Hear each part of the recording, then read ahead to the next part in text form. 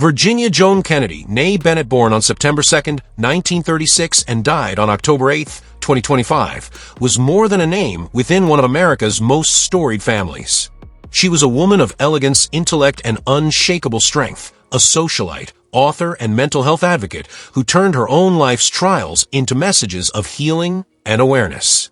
Best remembered as the first wife of U.S. Senator Ted Kennedy, Joan's story was one of grace under fire, courage amid chaos, and hope that continued to shine even through heartbreak. Net worth. At the time of her passing, Joan Kennedy's net worth was estimated at around $15 million, a reflection of both her long-standing social prominence and her personal endeavors beyond the shadow of the Kennedy legacy.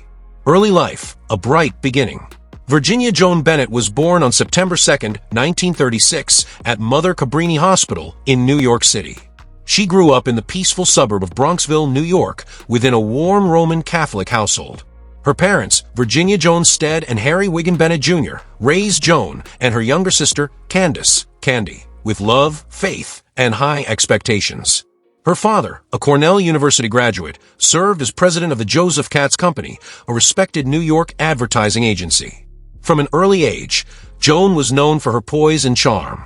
She attended Manhattanville College in Purchase, New York, a prestigious Sacred Heart institution also attended by several members of the Kennedy family, including her future mother-in-law Rose Kennedy and sisters-in-law Jean Kennedy Smith and Ethel Skakel Kennedy. Her beauty and composure led her to modeling during her teenage years, appearing in television commercials and embodying the grace of 1950s elegance. Yet beneath that polished exterior was a young woman with a creative heart and a deep passion for learning. In 1982, Joan pursued higher education once again, earning a master's degree in education from Lesley College, now Lesley University. Love, marriage, and family, the Kennedy years.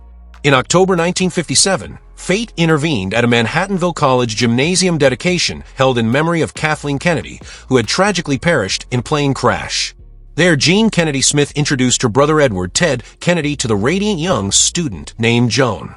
The two quickly fell in love, or rather, were swept up in the swift currents of a romance that would soon become part of American history. Despite her initial hesitation about marrying into such a powerful and public family, the young woman from Bronxville found herself saying, "I do," on November 29, 1958, in a heartfelt ceremony in her hometown.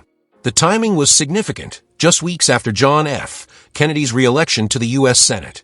The couple would later welcome 3 children: Cara, 1960 to 2011, Edward Jr., born 1961, and Patrick, born 1967.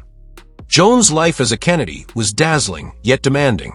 She was thrust into a world of politics, fame, and relentless public scrutiny. Still, she fulfilled her role with remarkable dignity, standing beside her husband through triumphs and tragedies alike. 2 of her children would later face serious health battles. Her eldest son, Ted Jr., was diagnosed with bone cancer at the tender age of 12, leading to the amputation of part of his right leg in 1973. Years later, her daughter Cara courageously fought lung cancer before passing away in 2011 at just 51. Each challenge tested Joan's spirit, yet she met them with maternal courage and unwavering devotion. In 1964, when Ted Kennedy suffered a near-fatal back injury in a plane crash, Joan stepped into the public eye, campaigning in his place during his successful re-election bid. Her grace and determination impressed many who saw in her not just a political spouse, but a woman of true inner strength. Heartbreak and scandal, Chappaquiddick and its shadows.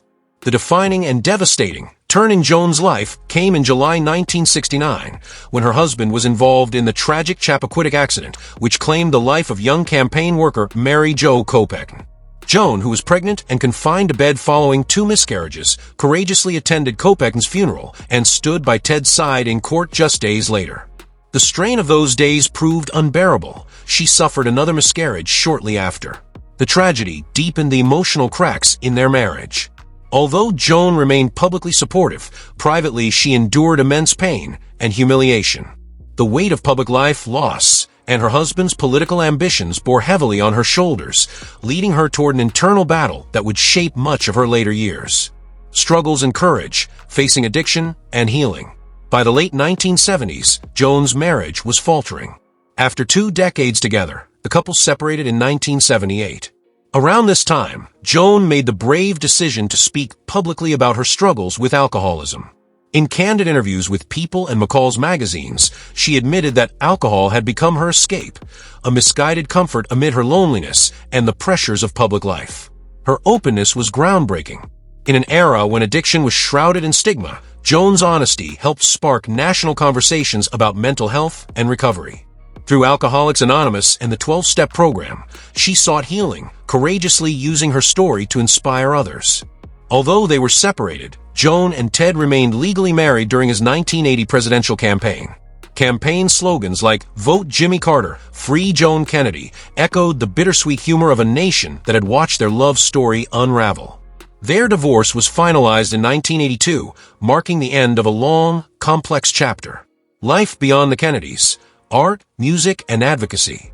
In 1992, Joan Kennedy channeled her lifelong passion for music into a book titled The Joy of Classical Music, a guide for you and your family. It was a reflection of her deep love for art and beauty, a way to share serenity and inspiration with others. A talented pianist, she often used music as a form of healing, teaching children, and participating in charitable causes. However, Joan's struggle with alcoholism continued into her later years. Despite periods of sobriety, she faced relapses, drunk driving arrests, and legal interventions. Her children, particularly Ted Jr. and Patrick, stepped in to protect and care for her when her health began to decline. In 2004, Ted Jr. was appointed her legal guardian, and by 2005, both her sons were granted temporary guardianship after a serious fall left her injured in a Boston street. In those years, her vulnerability became apparent. Yet even amid chaos, Joan's grace never faded. She battled through legal complexities involving her estate, health issues including breast cancer, and eventual kidney complications.